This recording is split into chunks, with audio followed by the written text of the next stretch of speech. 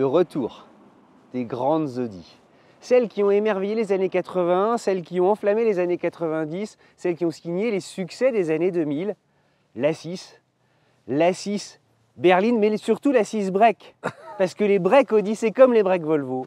Ce sont des monuments internationaux qui devraient rentrer et figurer au panthéon de l'industrie automobile dans son intégralité. J'en ai fait des kilos. Non, pas toi. Mais franchement, est-ce que c'est pas le nouveau Seigneur des Anneaux? Voilà, ça y est, on a fini. Tu vois, tu voulais qu'on termine tôt. Et ben ça y est. Allez, on remballe. Jolie introduction. Vous avez devant vous ce qui risque d'être probablement un best-seller de la catégorie. Je vais vous faire la fiche technique. Mais pour vous faire un petit raccourci, on va aller vite. En termes de fiche technique, vous avez ce qu'il y a de mieux dans le marché. Comme ça clôt le débat. Un achat de voiture, ce n'est pas une fiche technique. Je savais pas que tu allais dire ça. Ah ouais. Un achat de voiture, ça reste subjectif. Objectivement, c'est ce qu'il y a de mieux. Après, dans cet essai, ce qu'on va essayer de répondre, c'est est-ce que subjectivement, en termes de sensation, de conduite, charme, de plaisir, gamme, de charme, est-ce que finalement, en conclusion, on validera ou non cet essai? Deuxième point, dans cette... complètement surpris.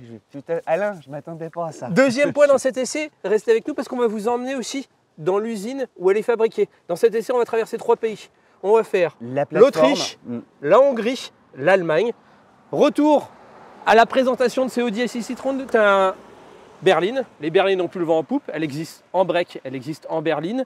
En break, elle est 1500 à 1800 € plus chère. Les prix, ça démarre à 66 000 €. Ça va jusqu'à 106 000 € pour la S6. Sachant qu'à ces prix-là, il faut que tu rajoutes comme tout le temps chez les Allemands, que ce soit chez BMW, Mercedes et autres, beaucoup d'options. Donc c'est une voiture qui, oui, sera chère, mais en fait, en loyer, parce que 95% de cette voiture-là va être achetée en loyer. Audi, en ce moment, est en train de revenir assez fort avec des offres de loyer assez intéressantes pour le créneau, parce que ça reste une voiture quand même assez chère, et c'est peut-être une qui va se vendre le mieux.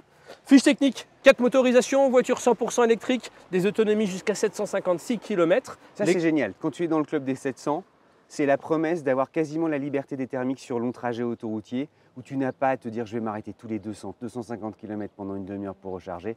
Là, tu te fais au moins 450.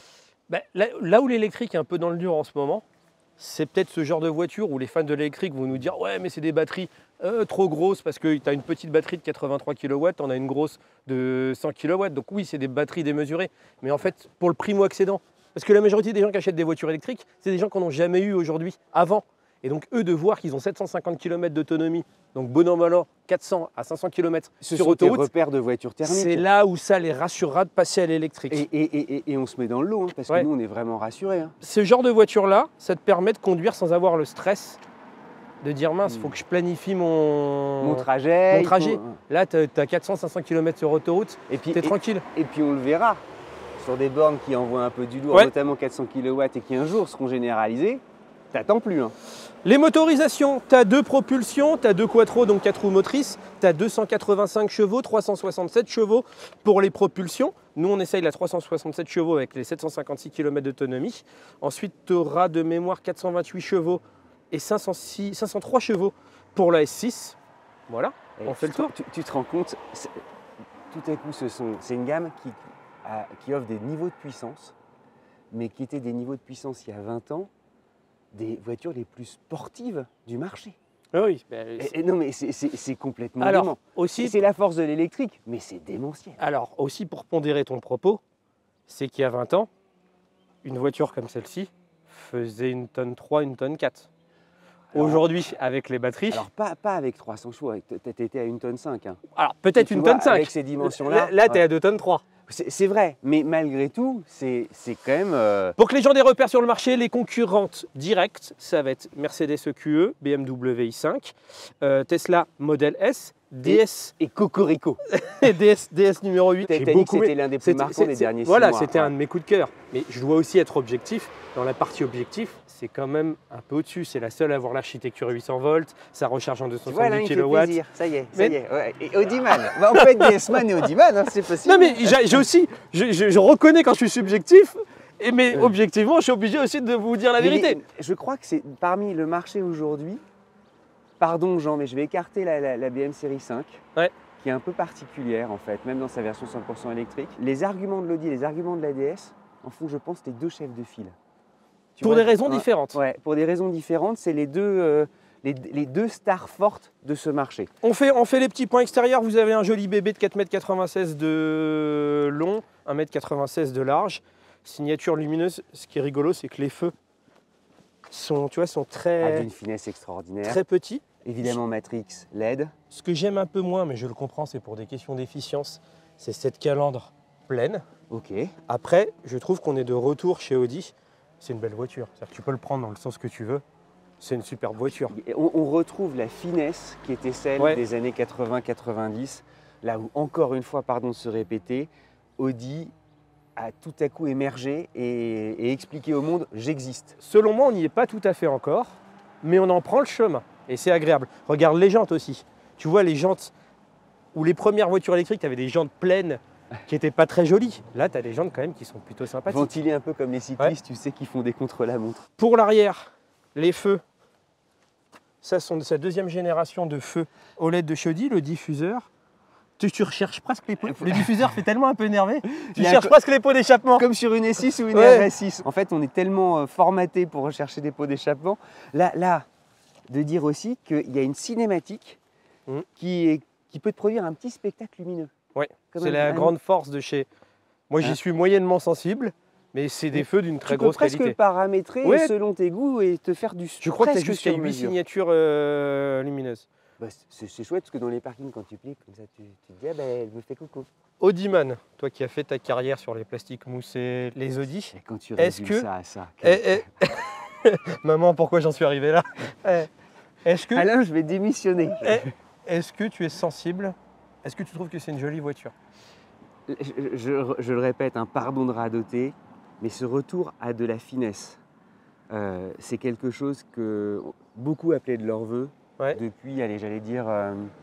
en fait, le Dieselgate, tu sais, a mis un petit coup d'arrêt aux Audi et même au groupe Volkswagen qu'on adorait. Quand tu veux dire un coup d'arrêt, c'est qu'ils ont pu oser. Ouais, ils ont pu oser. Ils se sont évidemment creusé les méninges avec des budgets moindres pour essayer de trouver de l'argent pour électrifier et essayer de dessiner. Tu sais, les grands artistes connaissent parfois des traversées du désert. Et peut-être qu'il y a eu une traversée du désert et là, les voilà de retour. Tu sens qu'ils en sortent. Quand on regarde, tu sais, les dessins, notamment les silhouettes, la 5, la 4, tu sais, celle qu'on adore. La 5 qui est la nouvelle A4. Enfin, on ne sait plus, pardon. C'est quoi son prénom? C'est juste mais elle est très très belle. Ouais. Et voilà, ils ont retrouvé en fait, évidemment, leur inspiration, leurs racines. Le dessin de ces poignées aussi est intéressant. Non, d'un point de vue extérieur, en plus on a une couleur assez originale. Pour le moment, d'un point de vue... un intérieur clair. Et ça, c'est extraordinaire. Non mais vraiment, vive les intérieurs clairs. Allez, on va conduire.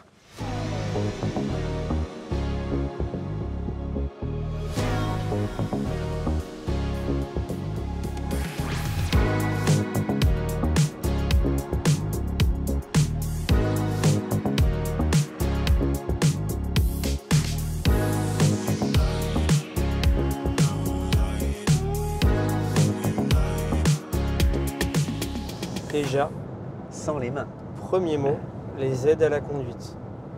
Je pense, tu me diras si tu n'es pas d'accord avec moi, que c'est probablement les mieux calibrés qu'on ait testé de la catégorie jusqu'ici. Parce que je crois qu'on les a toutes faites. On a fait le QE, on a fait la Model S, on a fait la i5, on a fait la DS numéro 8. Très bonne connaissance de Volvo et de Tesla. Et toi, tu as une Volvo. Pour moi, c'est ce qu'il y a de mieux. Petit gadget où j'ai du mal à me faire une opinion, les rétroviseurs. C'est-à-dire que j'arrive pas à me dire, est-ce que c'est un gadget et les anciennes versions, enfin les versions plus traditionnelles, me suffisent largement. Il faut l'apprivoiser du regard, mais allez, au bout de quelques instants, on y arrive. Mais est-ce que ça apporte quelque chose? Alors, et pour la petite histoire, pardon de digresser, hein, mais on n'a pas besoin de les régler en fait. Ils sont réglés quoi qu'il arrive. Tout à fait. Sur une excellente position. Et ils te permettent aussi 10 km en efficience.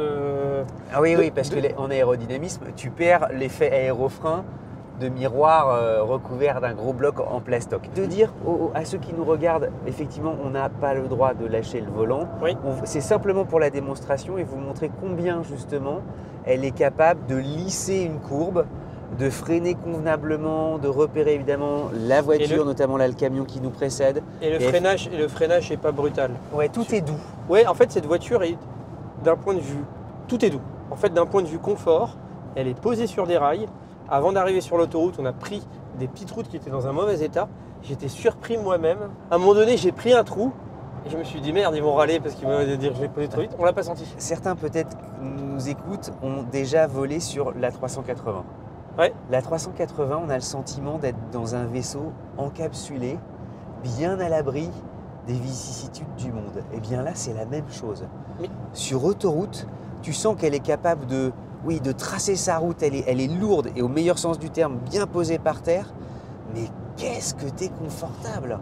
Ce qui est marrant, c'est qu'en fait, elle est à la fois confortable, posée sur des rails, tu es sur ton rail, tu sens rien, tu t'es parti pour faire de l'autoroute, mais à la fois elle est dynamique. C'est-à-dire que si tu veux envoyer dedans, comme tu l'as montré, toi dans ton essai, bah, tu vois qu'elle répond. Ouais, elle est là. Insonorisation, c'est très bon. Confort, on vous l'a dit, c'est très bon.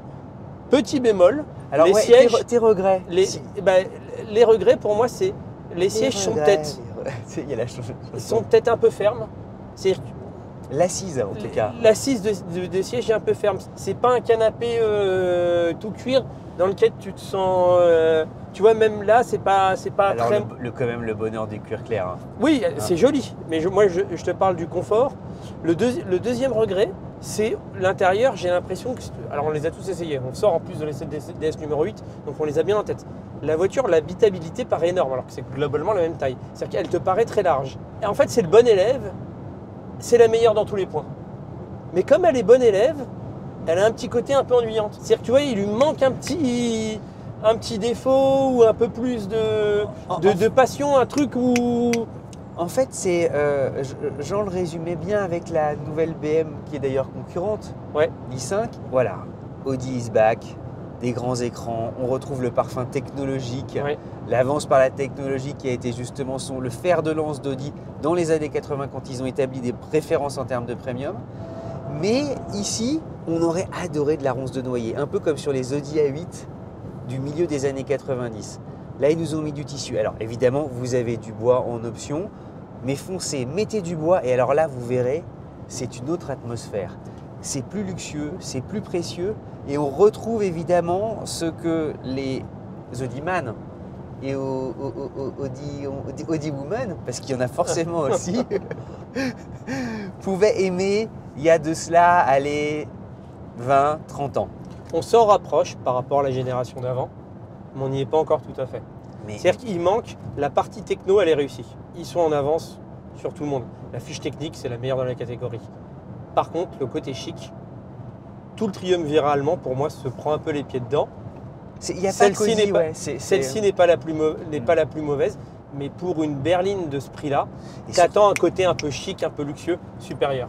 Là, ce qu'on peut peut-être dire en résumé de ce qu'on dit longuement, l'Audi A6, elle met le paquet sur la techno et elle en oublie peut-être un peu d'être affinée. Mais avec les options, on peut jouer là-dessus. Mais malgré tout, je trouve que c'est mieux que la proposition de BMW avec l'i5, qui fait la même erreur que cette Audi, de mon goût, mais qui se plante encore plus.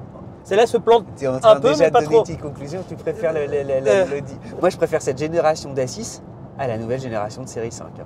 Oui, moi aussi. Je le dis clairement, il n'y a pas de... moi, j'avais un coup de cœur sur DS numéro 8, mais je reconnais que c'est subjectif. En break et tout ça, waouh, quoi. Waouh. On va parler un peu conso, on va s'arrêter la recharger.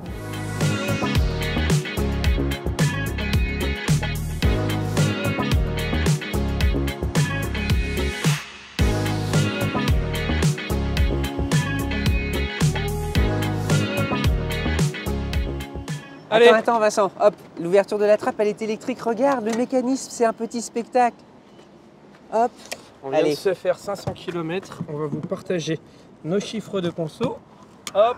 Ça fait plaisir quand ça centre, ça s'emboîte aussi parfaitement. 400 kW, c'est un sacré totem. Hein. Branché, sélectionner CCS, hop. La carte fournie par Audi. Ça s'authentifie, c'est génial parce que initialisation prêt, c'est en français alors qu'on est en Autriche. C'est bien français avant qu'on tourne. Ah bravo, c'est formidable.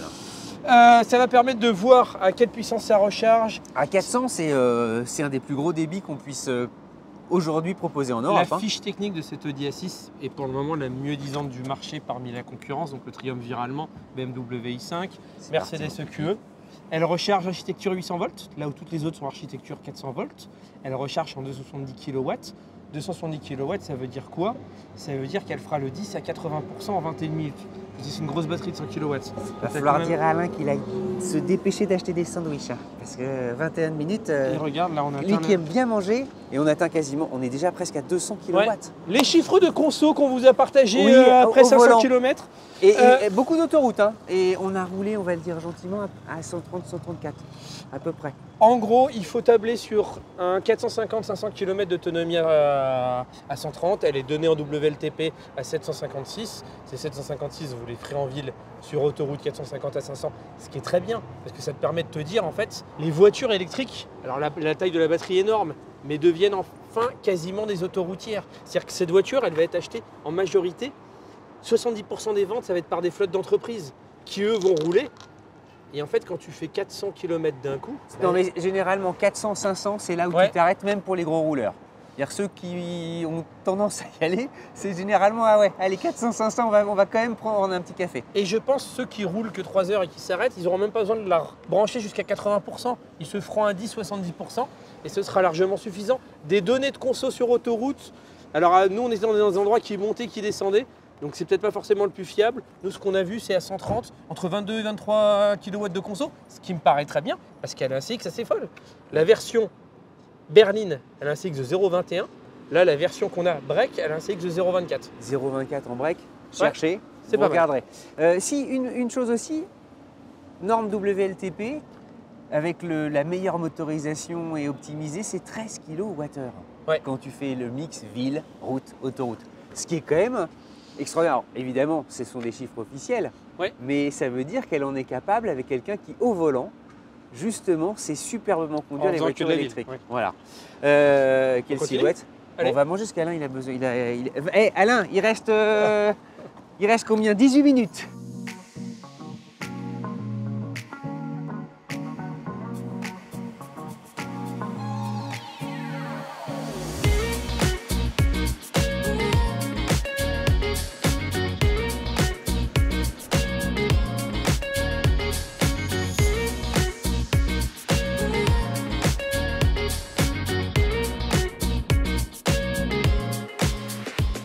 Il y a toujours dans chaque Audi quelque chose d'enraciné. Tu vois, je me mets à soigner les trajectoires d'une Audi Quattro des années 80 avec Walter Orle.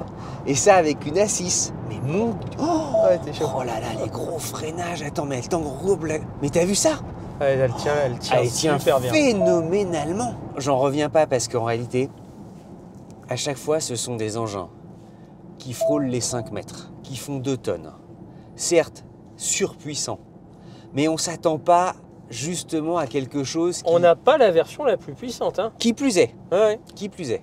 On a plutôt la version avec la très grande autonomie, donc celle qui est un cran en dessous en termes de puissance, d'accélération. Tu as la S6, tu as la Quattro. Et tu te retrouves en fait avec une homogénéité, une voiture qui a une agilité, et c'est presque comme un guépard. Est-ce que tu es confortable? Ça freine bien, la direction te plaît? Il y a un mordant extraordinaire, terriblement Audi, terriblement Volkswagen, en fait, c'est l'école allemande. Dès que tu presses la pédale, les disques sont pincés, et hop, ça y est, tu as une résistance qui est là, et la décélération, elle est forte.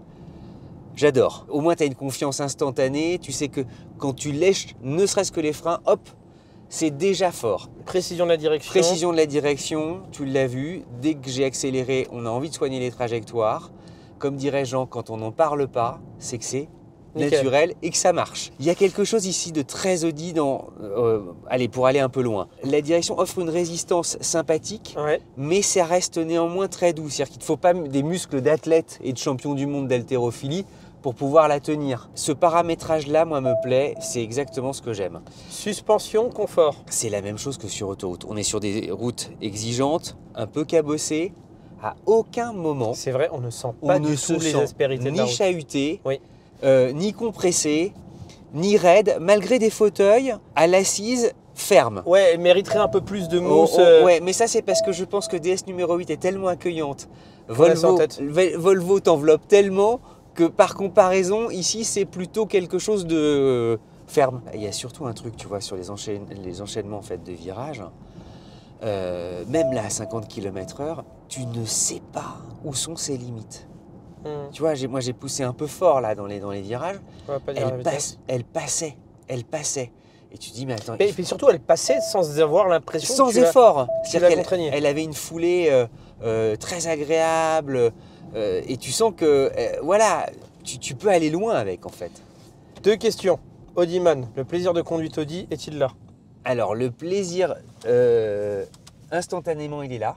Ok, ma deuxième question, je n'en demande pas plus. Attends, j'ai accéléré tout de suite, je me dis, waouh, c'est génial, c'est comme l'Audi Quattro. Deuxième question, les regrets. Il y a une petite liste. Un toit ouvrant. Allez vous faire quel un toit ouvrant. Là, c'est formidable d'avoir ce toit évidemment vitré. La luminosité est là. Mais un toit ouvrant. Panoramique Solar B occultant. Surtout quand il fait beau, tu sais que les oiseaux chantent, le printemps est là, l'été encore davantage. Mais un toit ouvrant, c'est 50 kg. Mais tu as malgré tout envie de te l'offrir. Okay. La seconde chose, c'est un gentil vaisseau. Hein, on vient de le dire, c'est long. 4,96 m. Des roues arrière directrices, ce serait fantastique. Ah, tu vois, j'allais te le dire, je pensais pas que tu allais le dire. Moi, ça me plairait plus. Notamment quand il faut justement faire, parfois, nous on a besoin pour faire des images, de faire des demi-tours, tu t'aperçois quand même de sa longueur. J'aimerais énormément qu'on revienne à ce que proposait Audi en 95-96. Tu reprends les Pantones de couleur de carrosserie. Tu as des vrais jolis gris, des gris foncés, tu as des bleus foncés. Tu as des verts métallisés, sapins, hyper beaux. Tu reprends ces Pantones-là et tu les appliques à aujourd'hui. À l'intérieur, tu remets des chromes et surtout… Du bois. Du bois. Et tu mets des vraies boiseries. Tu sais, de la ronce de noyer. Ils étaient mais hyper forts à l'époque pour aller justement te trouver des ronces de noyer. La nature, c'est joli. Hein. Ouais. Mais je te vois venir. Tu vas nous emmener dans une usine. Alors, prends des photos souvenirs. T'es mûr pour faire de la télé. Cette transition était vraiment d'une transition extraordinaire. Bon, les points intérieurs, on y reviendra après. On file aller voir l'usine.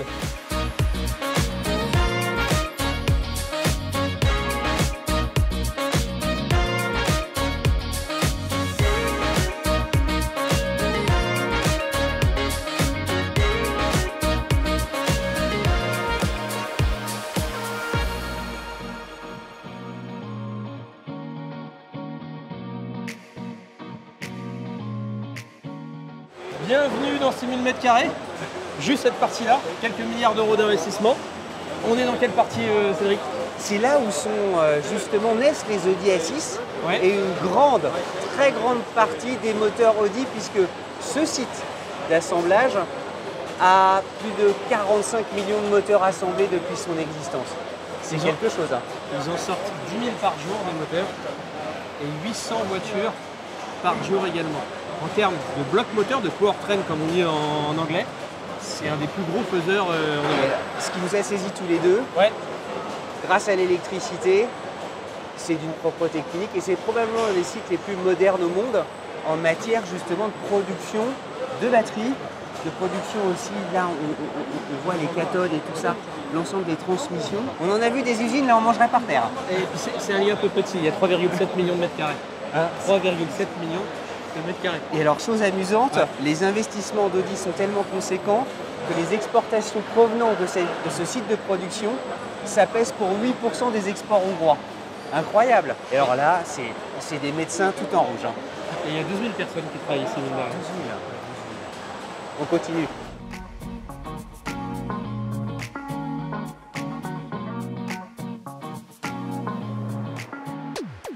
Ici, qu'est-ce qu'ils assemblent? La boîte de vitesse.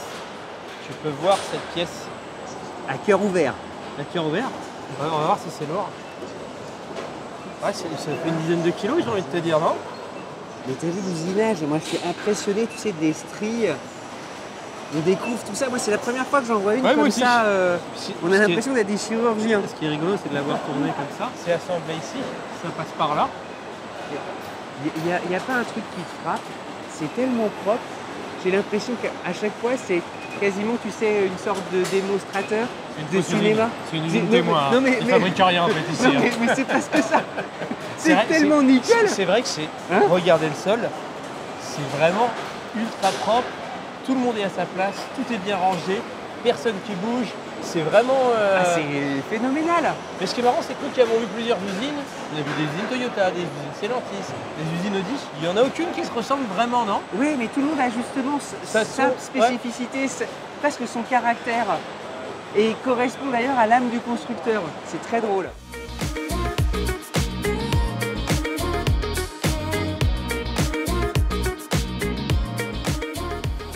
On est où maintenant? Ouais, tu sais, sur la fameuse plateforme premium électrique, partagée d'ailleurs avec Porsche, tu as ici en réalité les deux moteurs. Un moteur pour l'avant et un moteur arrière lorsque c'est le cas. Qui équipe les Q6 et qui équipe les Audi A6 comme ça aujourd'hui. Exactement. Et quand tu vois la compacité en fait des moteurs électriques, c'est saisissant parce que par rapport au moteur thermique, c'est aussi plus léger. Il n'y a pas d'huile, donc c'est tout frein. Tu n'as pas de dégorgement. Et surtout en poids, c'est évidemment moindre. En même temps, tu en as deux. Alors sur un moteur thermique, donc finalement, c'est pas si l'un dans l'autre, c'est pas non plus. Mais c'est quand même assez saisissant, la compacité. Et puis surtout, si tu te dis, tu touches plus à rien, tu t'ouvres plus jamais le truc en fait. C'est là aussi où tu sais, quand on entend la maintenance électrique, vous ne touchez plus à rien, c'est vrai que bah oui, là, c'est parti pour la vie.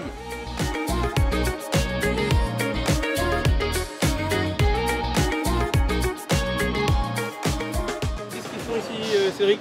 Tu sais. Non, c'est des moules à cookies. Ah bon? Je pensais que c'était des muffins, moi je l'ai pas reconnu. Mais c'est vrai, souvent on fait la confusion. Des cylindres blocs, en fait, tu sais, justement exactement pour absorber les vibrations et le support de tout ça. Et tu vois les moteurs ici qui sont amenés, et les blocs silencieux sont à mon avis mis dessus. Exactement. Des grands robots, assez énormes, assez lourds à mon avis. C'est toujours fascinant les robots. T'as l'impression que c'est en vide complètement. Et puis le moment où on filme, ils sont arrêtés.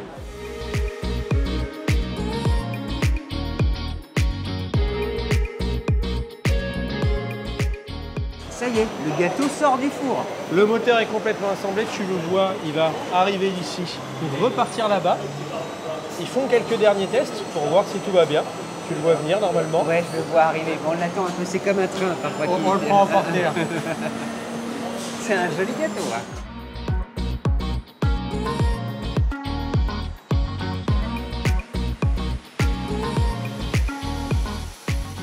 Moi je suis un peu chargé, mais là globalement, tu as le résumé de tout ce qu'on a vu, le rotor, la transmission. Bilan carbone de cette usine, 0. C'est pas mal. Mais une neutralité carbone en 2025. Ouais. Allez, regardez, compulsez vos dossiers. Il n'y en a pas tant que ça, des usines de cette qualité.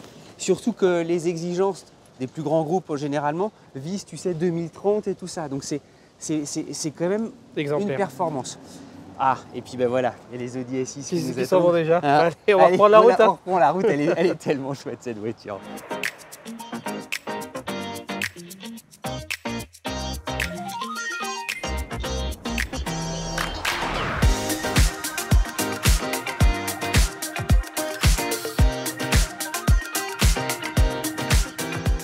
On a la chance d'avoir Monsieur Pagesi avec nous pour l'œil des professionnels. 70% de cette voiture, on pense, sera vendue à flotte d'entreprise. Toi, Jean, qui est le premier courtier en location longue durée de France, donc globalement, celui qui vend beaucoup de voitures à des professionnels, comment l'a accueilli cette Audi A6? Écoute, elle est plutôt bien accueillie, je dirais, dans un contexte contraint. Parce qu'en fait, plus ça avance, plus les voitures haut de gamme, finalement, on n'a pas d'autre choix que de les prendre en électrique. Donc, on a beaucoup de clients qui, avant, étaient en thermique ou en hybride rechargeable, qui, face à la hausse de la fiscalité, sont obligés de passer à l'électrique.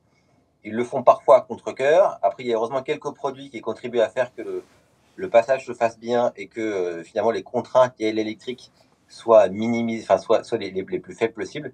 Et clairement, la 6 e en fait partie. Parce que voilà, elle reprend déjà esthétiquement l'ADN Audi, elle a un style qui plaît bien. Merci de le dire. Merci Jean. Et pour le coup, elle a une vraie bonne autonomie et une très bonne vitesse de charge. Donc ça fait partie aujourd'hui des voitures qui peuvent convaincre ceux qui étaient réticents à passer à l'électrique et qui peuvent faire que le passage soit finalement pas trop une contrainte et rester malgré tout sur un produit sympa et un produit qui plaît. Parce que moi, je l'ai jamais conduite, mais tous les retours que j'ai eu étaient très positifs. Et les premiers retours clients qu'on a sont très positifs. Deuxième question, j'ai une impression qui est peut-être totalement subjective, qu'on voit beaucoup, surtout du Q6 et aussi de l'Audi A6, en comparaison à l'équivalent Mercedes, le QE, et à l'équivalent BMW i5. Est-ce que c'est parce que Audi est très agressif d'un point de vue loyer? Il y a plusieurs sujets. Il y a effectivement que Audi, c'est marrant parce que c'est pareil pour Volkswagen. J'ai regardé votre interview de Dorothée là, cette semaine et c'est le même sujet. Volkswagen comme Audi, ils ont des offres de loyer qui aujourd'hui sont très agressives et clairement, ça contribue au fait que les voitures se vendent bien puisque aujourd'hui, le prix réellement payé par les gens, c'est le loyer et pas le prix catalogue. Et clairement, aujourd'hui, une A6 Citroën ou un Q6 Citroën, c'est des trucs qui sont extrêmement bien placés en loyer. Donc, il y a évidemment une partie prix qui est hyper importante. Après, c'est des voitures électriques avec tous les avantages fiscaux qui vont avec, même si elles ne sont pas éco-scorées, ce qui a quand même un impact sur leur coût global, mais ça reste malgré tout bien plus avantageux qu'un véhicule thermique ou hybride. Et l'autre sujet, c'est quand même un sujet produit, c'est que le Q6 comme la 6, c'est des voitures qui ont à la fois une très bonne autonomie et à la fois une architecture 800 volts qui permet d'avoir des temps de recharge très limités. C'est quand même très important parce que ça lève quand même une des grosses contraintes liées au passage à l'électrique. Et si je regarde dans les gammes concurrentes, aussi bien le QE que l'i5, c'est des voitures qui sont tout à fait bien, mais qui sont moins abouties et moins à la pointe que les SUV sur la partie purement électrique. Jean, c'est dingue. Toi, tu paries sur Moi, je parie sur un succès. Pour moi, la seule chose qui pourrait être un frein, ce serait s'il y avait un concurrent dans la catégorie qui était éco-scoré. Parce que l'éco-score, c'est sans doute très obscur pour certains. En fait, le fait qu'elle soit éco-scorée, ça donne droit à un abattement sur l'avantage de nature. L'avantage de nature, c'est l'équivalent salaire de la voiture sur laquelle la société paye des charges sociales et sur lequel le salarié paye de l'impôt sur le revenu. Et en fait, quand une voiture est éco-scorée, elle a droit à un abattement de 70% sur l'avantage de nature, ce qui est très significatif à la fois pour la société et pour le salarié. Aujourd'hui, les grosses voitures à grosse batterie, elles sont très rares à être éco-scorées. Typiquement, des concurrents directs de la 6, il n'y en a pas qui sont éco-scorés.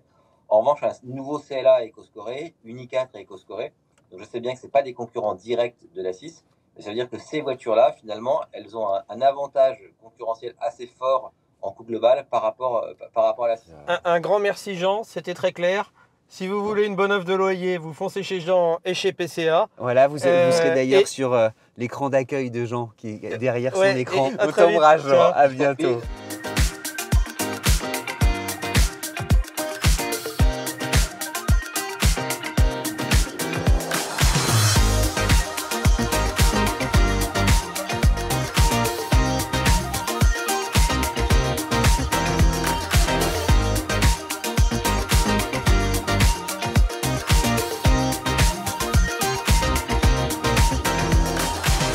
Les points intérieurs, on en a déjà beaucoup parlé, je vais me lancer si ça te va bien. Vous avez devant vous ce qu'il y a de meilleur d'un point de vue techno, deux grands écrans, un écran passager. Je ne suis pas fan du multi-écran, mais encore une fois, toute la concurrence fait la même chose. Ce que j'aime moins, c'est cette partie piano black, c'est la mode dans l'automobile, je trouve que ça fait pas chic, puis ça laisse des traces de doigts.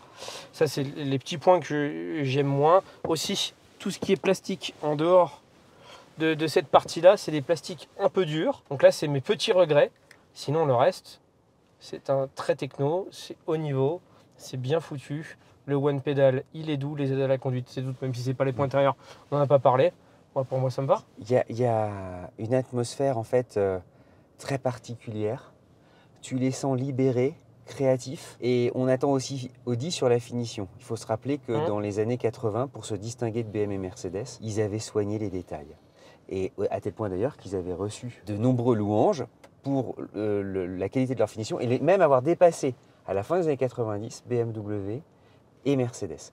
Aujourd'hui, c'est l'état d'esprit qui prédomine. Là, ici, le recours à du tissu. Ça aussi, tu vois, ils ont de l'imagination. Ils essayent. Même si c'est évidemment un habillage presque métallique, tu as du bois en option. Foncé, surtout marié à cet intérieur clair qu'on aime beaucoup. Mais il n'y a pas mieux aujourd'hui. Donc Audi est de retour et ça fait vraiment plaisir. Moi, ce qui me manque un peu, c'est un côté un peu plus chic. Encore une fois, BM, c'est peut-être moi qui suis à côté de la plaque sur le marché. BMW et Mercedes, c'est pareil. Moi, il me manque juste un petit côté un peu plus luxueux. T'aimes ou pas aussi cette technologie, tu sais, d'ouverture? En tout cas, on perçoit le ciel, repris de Boeing et d'Airbus, puisque les hublots passagers désormais s'opacifient grâce à cette technologie. Bref, les places arrière, on s'assoit. Allez. Est-ce que c'est aussi bien Ah mais attends, c'est vachement grand. Alors tu me diras, évidemment, ça fait presque 5 mètres. Mais là, tu as vraiment du volume. Hein. Oh, mais en fait, c'est derrière qu'il faut être, Vincent. C'est très bien. Non, honnêtement, c'est d'un bon niveau. Alain qui s'est fait 700 km à l'arrière a dit que c'était un chouille ferme pour vous partager son avis aussi. Mais là, moi, je suis bien. Alors, on retrouve évidemment des assises, tu sais, qui te soutiennent bien. Hein. Par contre, j'aurais bien aimé avoir mon petit... Ah, tes petits poignées de maintien. Ouais. C'est vrai. Et il n'a pas l'avant non plus. Ouais. Ah ouais, c'est vrai. Bon, et le coffre gigantesque. C'est toujours cérémonieux, tu sais, de voir l'ouverture comme ça, électrique. Ah bah, il y a de quoi faire. Il y a 500 litres. Et je m'attendais sincèrement à être critique un peu sur le coffre. Mais encore une fois, la concurrence fait pas mieux hors DS numéro 8. Mais quand tu le vois devant toi, là, on a 3 gros sacs mis dedans. Tu regardes, tu as encore de la profondeur derrière. Là, tu as une partie. Et puis ici, hop, on met évidemment les câbles et tous les câbles. Et c'est un grand rangement.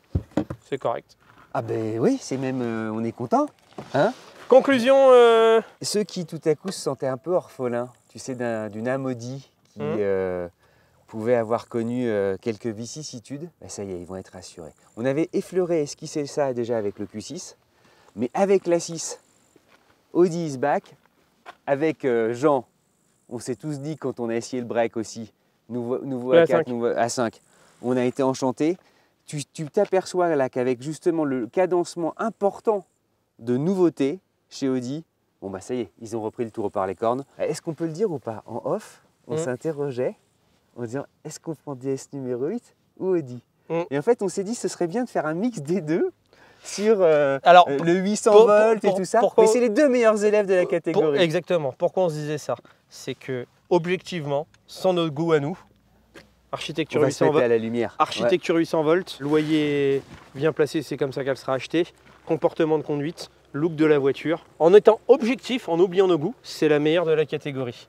Après, tu as le côté subjectif. Et le côté subjectif, c'est que la voiture, elle est très jolie, elle est super agréable à conduire, elle est top.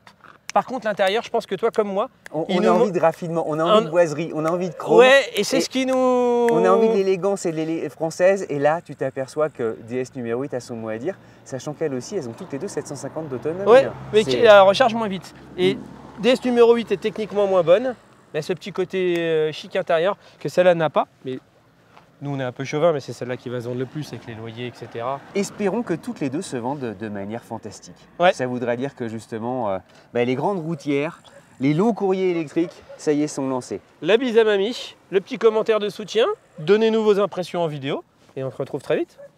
À bientôt les amis.